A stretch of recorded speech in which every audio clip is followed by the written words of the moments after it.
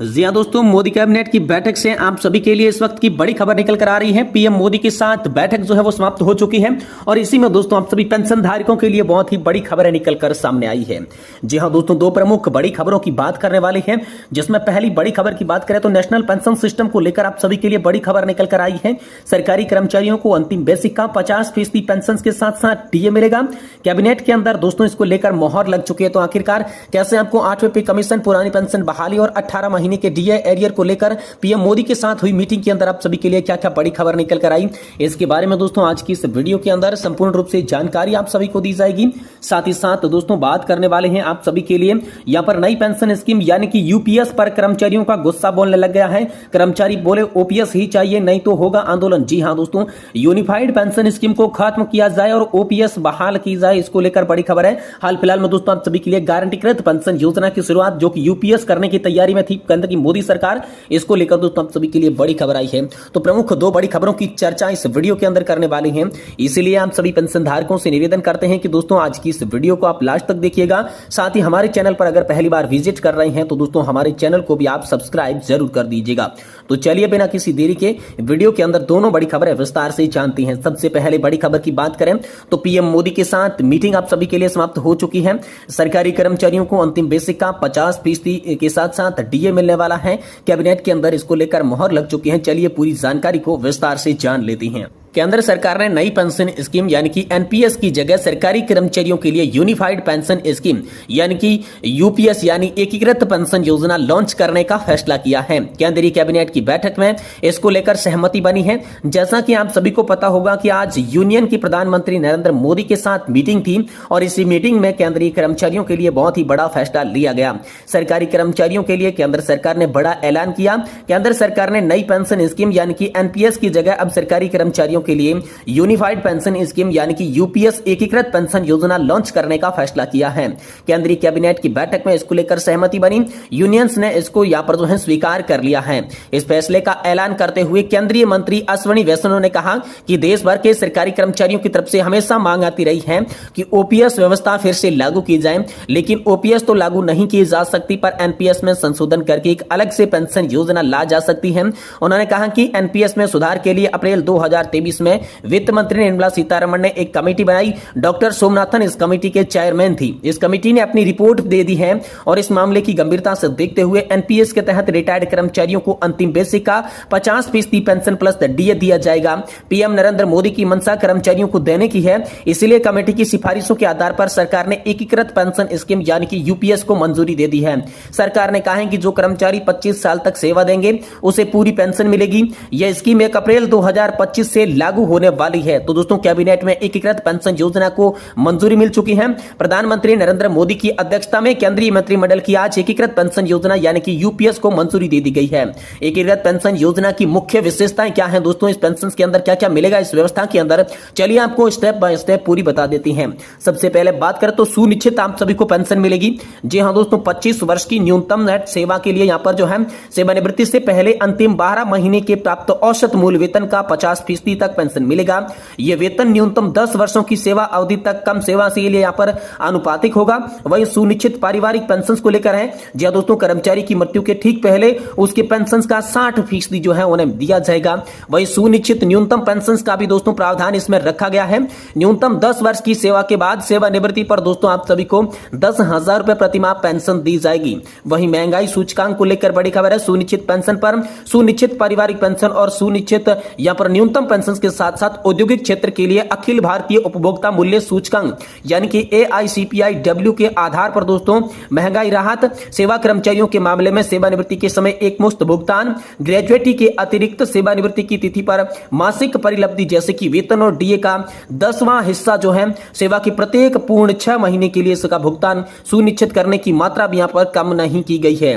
वहीं दोस्तों 8वें पे कमीशन और 18 महीने के डीए एरिया पर सरकार ने अपनी मंशा जाहिर नहीं की है।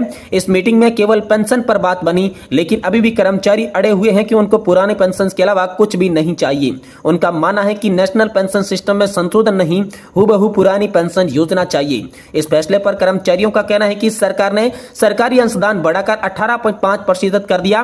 25 साल की नौकरी करने वालों को 50% यानी कि ओपीएस के बराबर पेंशन देगी, जबकि नौकरी कम होगी तो 10,000 रुपए प्लस डीए देगी। हमारा वाला 10% अंशदान भी रख लेगी, केवल अंत में 6 महीने की सैलरी वापस करेगी। मतलब एनपीएस से भी खराब होगी व्यवस्था, क्योंकि जो लोग इतनी लंबी और नौकरी करेंगे उन्हें यूपीएस से ज्यादा तो एनपीएस में ही रहता है लाभ। कोई भी यूपीएस से स्वीकार नहीं करेगा। हम अपना पैसा सरकार को खाने नहीं देंगे, किसी भी हाल में नहीं देने वाले हैं। सरकार को हमारा पैसा जीपीएफ की तरह वापस करना ही पड़ेगा। रिटायरमेंट के समय ये कर्मचारियों ने बड़ा ऐलान दोस्तों यहाँ पर यूपीएस को लेकर आप सभी के लिए कर दिया है। जो हाल फिलहाल में प्रधानमंत्री नरेंद्र मोदी के साथ कर्मचारियों की बैठक हुई थी, उस बैठक में समाप्त होने के बाद आप सभी के लिए बड़ी खबर आई कि आप सभी के लिए एनपीएस की जगह अब यूपीएस लागू की जाएगी। लेकिन कर्मचारी अभी भी जो है वो ओपीएस लागू करने पर अड़े हुए हैं। उनका कहना है कि हमें किसी भी प्रकार की यूपीएस या फिर एनपीएस के अंदर संशोधन नहीं चाहिए, हमें हूबहू पुरानी पेंशन योजना यानी कि ओपीएस की बहाली चाहिए। तो ये पहली बड़ी खबर आप सभी के लिए निकलकर सामने आ चुकी है। वही दोस्तों दूसरी बड़ी खबर की बात करें तो ओपीएस के अलावा कुछ भी मंजूर नहीं है, ये पेंशन धारकों ने कहा है। नई पेंशन स्कीम जो यूपीएस बताई जा रही है, कर्मचारी उस पर गुस्साए हुए हैं और बोले कि ओपीएस चाहिए नहीं तो आंदोलन होने वाला है। जी हां दोस्तों, केंद्र सरकार द्वारा हाल ही में लागू की गई नई पेंशन स्कीम यानी कि यूनिफाइड पेंशन स्कीम पर कर्मचारियों के बीच नाराजगी देखने को मिल रही है। शनिवार को केंद्रीय कैबिनेट में इस पेंशन योजना को मंजूरी दी गई थी, जिसमें 25 साल की नौकरी करने वाले सरकारी कर्मचारियों के लिए पूरी पेंशन का प्रावधान था, जिसमें रिटायरमेंट से ठीक पहले 12 महीनों के औसत वेतन पर कम से कम 50% के रूप में पेंशन मिलेगा। इसके अलावा 10 साल की सेवा पूरी करने वाले कर्मचारियों को न्यूनतम 10,000 रुपए की यहां पर पेंशन दी जाएगी। इसी को लेकर बड़ी खबर आई तो कर्मचारी संगठनों का विरोध आप सभी के लिए देखने को मिला है। जी हां दोस्तों, नई पेंशन स्कीम यानी कि यूपीएस के खिलाफ कर्मचारी संगठनों ने अपनी नाराजगी जाहिर की है। उनके अनुसार यह सरकार कर्मचारियों का साथ छल कर रही है, वैसे किसी भी सूरत में स्वीकार नहीं करेंगे। कर्मचारी संगठन जो कि पहले से ही पुरानी पेंशन योजना की बहाली के लिए आंदोलनरत थे, वह दोबारा से आंदोलन करने की योजना बना रही है। National mission for old pension scheme Bharat के राष्ट्रीय अध्यक्ष डॉक्टर मंजीत सिंह पटेल ने कहा है कि सरकार ने यूपीएस लागू कर कर्मचारियों के साथ धोखा किया है। उन्होंने बताया है कि भले ही सरकार अपने योगदान को 14% से बढ़ाकर 18.5% कर दे, लेकिन उनकी मांग रिटायरमेंट पर बेसिक सैलरी डीए के बराबर 50% की थी, न कि योगदान में बदलाव करने की। दोस्तों, कर्मचारियों की मांगे और आंदोलन की तैयारी को लेकर बड़ी खबर आ रही है। डॉक्टर पटेल ने यह भी कहा है कि कर्मचारियों की दूसरी मांग है कि उनका पैसा जो है बिल्कुल जीपीएफ की तरह रिटायरमेंट पर वापस किया जाना चाहिए, लेकिन सरकार यूपीएस के तहत कर्मचारियों का 10% और अपना 18.5% योगदान लेगी। केवल आखिरी 6 महीने की सैलरी जितनी ही राशि वापस करेगी। ऐसे में यूपीएस से बेहतर तो एनपीएस हो सकता है। उनके अनुसार आंदोलन जो है ओपीएस की बहाली के लिए था। यूपीएस और में ओपीएस जैसा कोई भी प्रावधान नहीं है, इसलिए कर्मचारी अपना आंदोलन जारी रखेंगे। दोस्तों, confederation of central government employees and workers के महासचिव एसबी यादव ने भी स्पष्ट कर दिया है कि कर्मचारियों को केवल ओपीएस ही चाहिए, यूपीएस किसी भी सूरत में स्वीकार्य नहीं है। जल्द ही कॉन्फेडरेशन की बैठक होगी, जिसमें आगे की रणनीति आप सभी के लिए तय की जाएगी।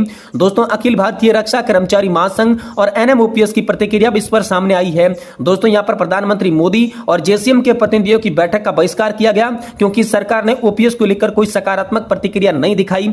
National movement for old pension scheme यानी कि एनएमओपीएस के राष्ट्रीय अध्यक्ष और अटेवा के प्रदेशाध्यक्ष विजय कुमार बंधु ने कहा कि यदि सरकार एनपीएस से यूपीएस का विकल्प दे सकती है तो ओपीएस विकल्प देने में क्या दिक्कत है। उन्होंने बताया कि बेसिक सैलरी का 50% यदि यूपीएस में दिया जा सकता है तो ओपीएस में भी यही दिया जा सकता है। नाम बदलने से कोई योजना नहीं बदल सकती। सच तो यह है कि ओपीएस के कर्मचारियों के लिए सामाजिक सुरक्षा का कवच है, जो बुढ़ापे की लाठी है। देश के करोड़ों कर्मचारियों को ओपीएस की ही मांग कर रही हैं। और कुल मिलाकर दोस्तों, इसका निष्कर्ष यह निकल कर आया कि कर्मचारी संगठनों के अनुसार यूपीएस के तहत किए गए प्रावधान कर्मचारियों के हितों के खिलाफ है। वे पुरानी पेंशन स्कीम यानी कि ओपीएस की बहाली के लिए अपना आंदोलन जारी रखेंगे। यूपीएस को लेकर सरकार के फैसले ने कर्मचारियों के बीच आक्रोश बढ़ा दिया है और आने वाले समय में इस मुद्दे पर बड़े स्तर पर दोस्तों विरोध प्रदर्शन हो सकता है। ये बड़ी खबर हाल फिलहाल में आप सभी के लिए पेंशन स्कीम को लेकर निकलकर सामने आ रही है। दोस्तों, वीडियो की जानकारी पसंद आई है तो इसे लाइक करें और चैनल को जरूर सब्सक्राइब कर दें।